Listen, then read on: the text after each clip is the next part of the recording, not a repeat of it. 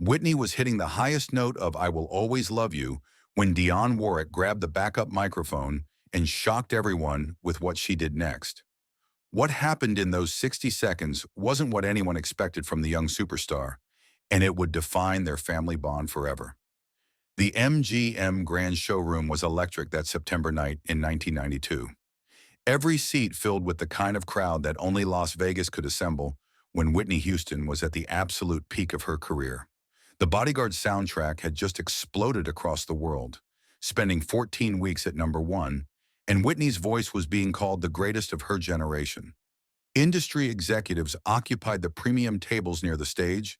Hollywood royalty sat with their entourages in the VIP section, celebrities who rarely showed genuine excitement, but tonight were all focused on the stage with the intensity of true fans.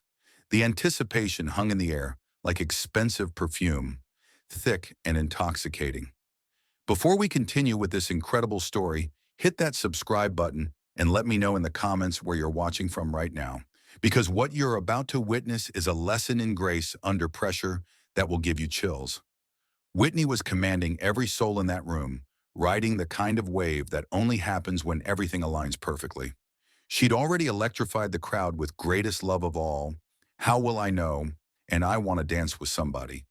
Now she was deep into the ballad that had made her a household name worldwide. Nobody saw Dionne coming in. That was the first unusual thing about the evening. Dionne Warwick, Whitney's own aunt and a legend in her own right, had somehow slipped into the MGM Grand without causing the riot that her presence usually created. No entourage, no photographers, no casino executives scrambling to comp her every desire. Just Dionne, wearing an elegant black dress, moving through the crowd like she belonged there, choosing invisibility over the adulation that followed her everywhere. She had been in Vegas for 2 days, ostensibly taking a break between recording sessions. But everyone close to the family knew the real reason she was there. Whitney's meteoric rise had been both a blessing and a source of quiet family tension. Tonight, Dionne hadn't come as the established star watching her protege. She'd come as a proud family member who couldn't stay away from witnessing greatness. What happened next would become one of the most talked about moments in Las Vegas entertainment history, retold in dressing rooms and family gatherings for decades to come. Whitney was hitting the emotional peak of I Will Always Love You, the song that had catapulted her to stratospheric heights. The band was locked in perfect sync behind her, every musician understanding their role in creating the musical magic that made hearts stop and souls soar. The lighting was perfect, a soft golden glow that made Whitney look otherworldly. And Whitney herself was doing what she did better than anyone else alive, making 2,000 people feel like she was singing directly to each of them individually. Then Dionne appeared at the edge of the light. She walked up the side steps like she had every right to be there.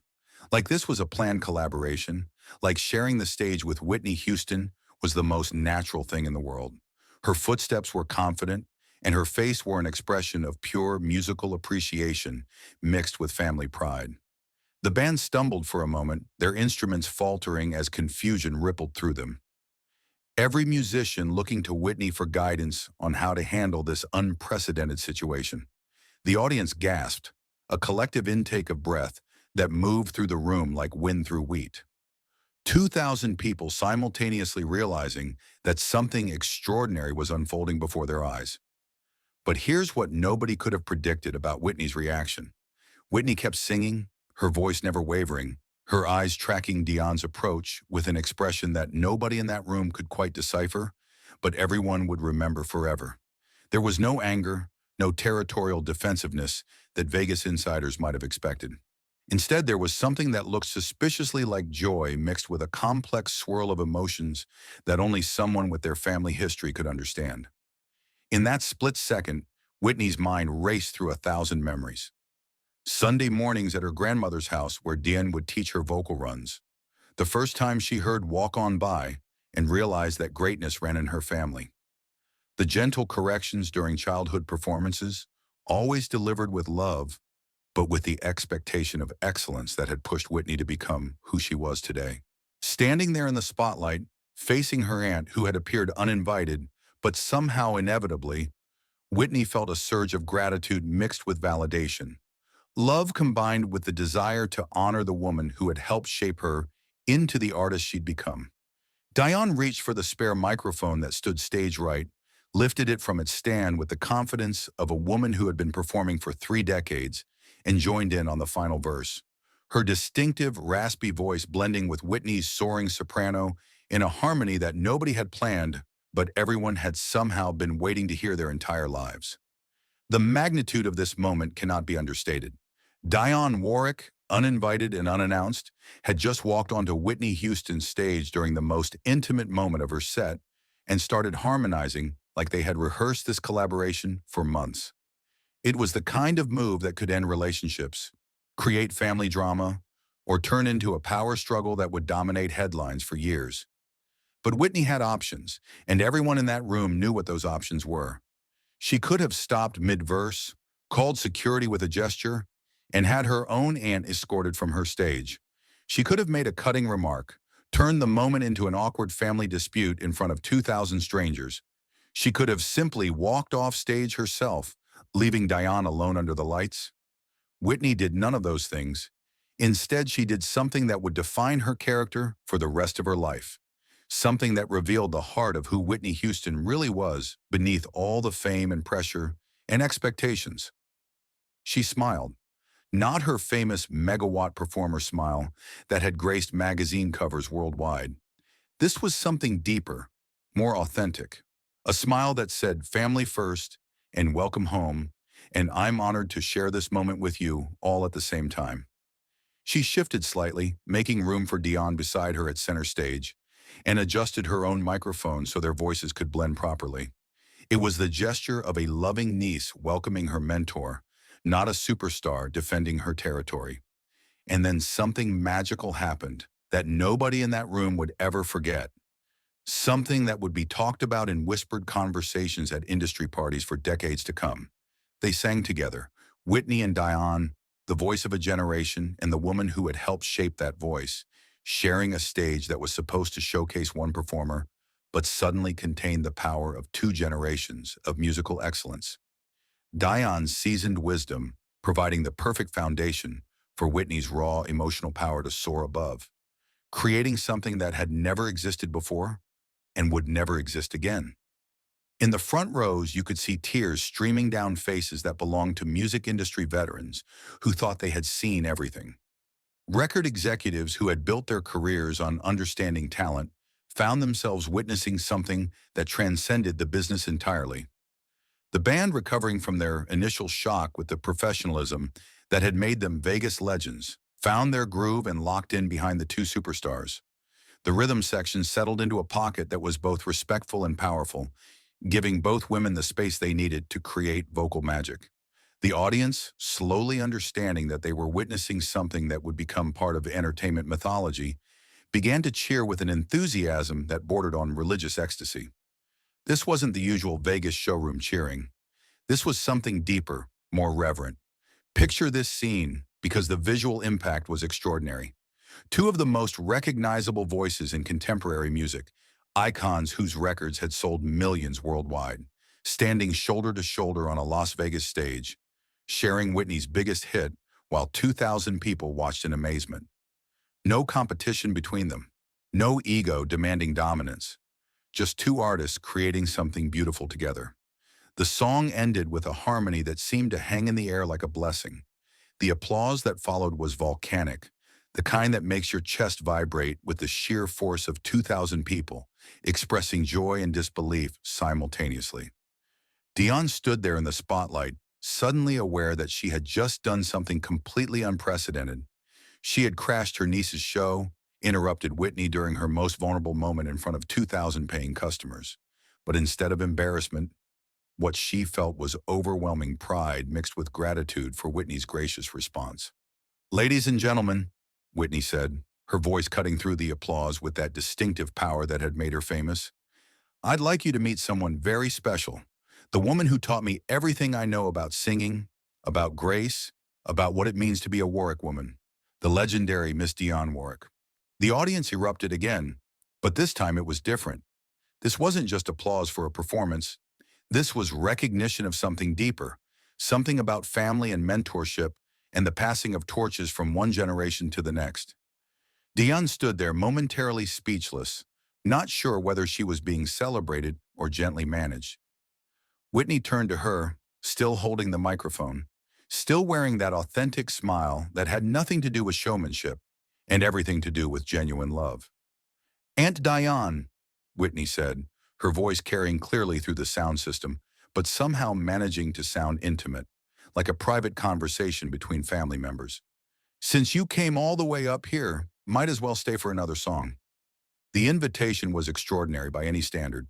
Whitney Houston, in front of her own audience at her own show during her history-making Vegas run, was inviting her aunt to stay and continue performing. Not as damage control, not as a way to minimize an awkward situation, but as a sincere and heartfelt invitation to share the spotlight that Whitney had earned through years of dedication and God-given talent.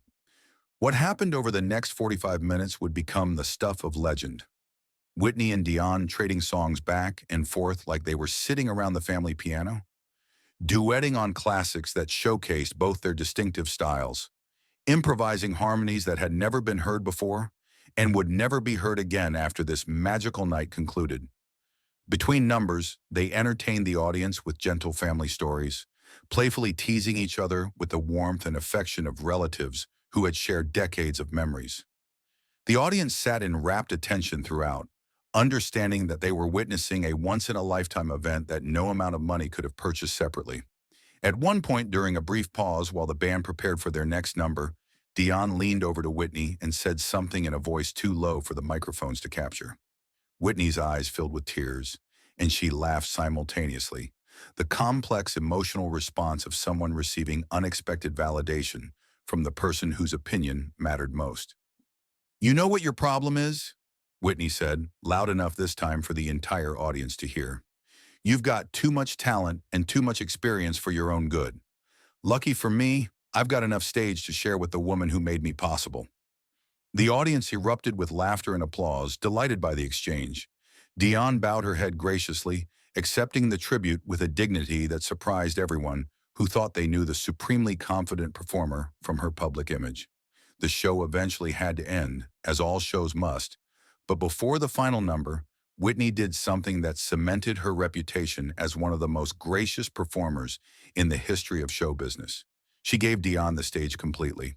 "I've been up here long enough for one night," Whitney said, placing her microphone in its stand with deliberate ceremony.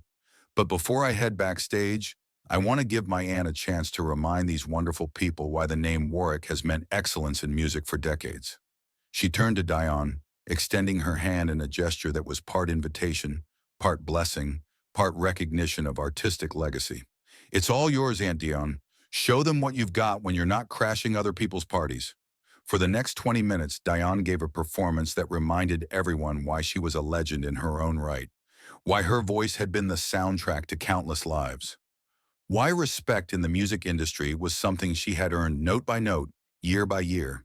But it was different from her usual performances, more emotionally open, infused with the joy of unexpected family connection. When it was finally over, when the standing ovation had eventually subsided and the house lights came up, Dionne found Whitney in the corridor behind the stage. The adrenaline had worn off, and the full weight of what had happened was settling into both their hearts. "Whitney," Dionne said, her voice soft with emotion, still slightly hoarse from the unexpected performance. "What I did tonight, walking up on your stage like that, it was presumptuous. You had every right to be upset with me. I don't know what came over me. I heard that song, heard your voice reaching those notes that I remember teaching you when you were just a teenager, and something in me just had to be part of it." Whitney looked at her aunt, this woman who had shaped so much of who she had become as both an artist and a person, and her eyes filled with the kind of tears that come from a place deeper than performance, deeper than career success, deeper than anything the entertainment industry could manufacture. When she spoke, her voice carried the same power that had just moved 2,000 people, but now it was intimate, family to family, heart to heart. "Aunt Dionne, you didn't interrupt my show tonight. You completed it. You reminded me where I came from, who taught me to love music before I learned to perform it. Those people out there, they got to see something money can't buy, and experience can't teach. They saw what family looks like when it's working the way it's supposed to work. They saw the difference between being a star and being part of a legacy. Whitney paused, wiping her eyes with the back of her hand, not caring about the makeup she was smearing. Do you know what I was thinking when I saw you walking toward that microphone? I wasn't thinking about my show or my reputation or what people might say. I was thinking about that little girl you used to sit at the piano with, showing her how to breathe properly, how to let the song come from her heart instead of just her throat. Tonight, for the first time in years, I felt like that little girl again. And that's a gift I can never repay. The friendship and mutual respect that was strengthened that night would last for the rest of Whitney's life.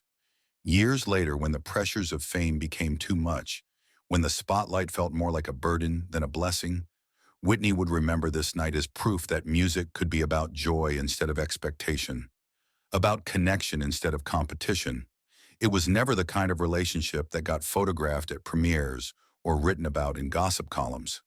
It was something quieter, more private, more genuine, and therefore infinitely more valuable. The kind of bond that reminds you why you started singing in the first place. This is the story of Whitney Houston and the night Dionne Warwick crashed her show without warning or invitation. This is what happens when grace meets unexpected family, when generosity defeats territorial instinct, when the right response to professional disruption is not defensiveness, but an open-armed invitation to create something beautiful together. Sometimes the greatest performances happen when we stop performing and start connecting with the people who matter most.